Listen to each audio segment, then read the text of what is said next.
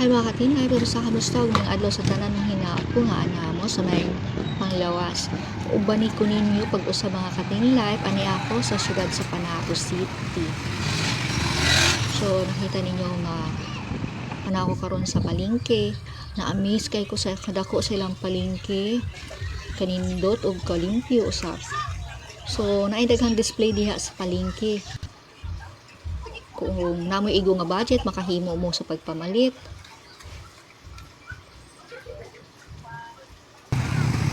So maglakaw lang ko katin live kay wata igo nga budget. So nindot sab na mahimamat nato ang maong syudad sa Panabo City. So kung pwede sa mo makahimo og pagsakay.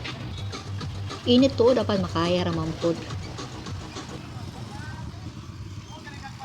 So nakapalit sab kog mga ukay no, nagkatpidad siya 20 pesos pero nalimot ko sa pag-picture og pag take og video. So kara nakahimo na lang ko og video sa maong mga sapatusan kay daghang kay sila mga use nga mga sapatos nga okay nga ilang gitawag. Di man to bag-o pero mura ra pug bag-o siya kay basta ninduta mga katin life na nagkantidad 100 to 150 pesos mo na 350 pesos. So kita tanaw-tanaw lang sa takay wata igo nga budget pero gaplano ko nga mobalik pag usab anang maong syudad sa Panabo. Na school shoes, so nindot jud kaayo.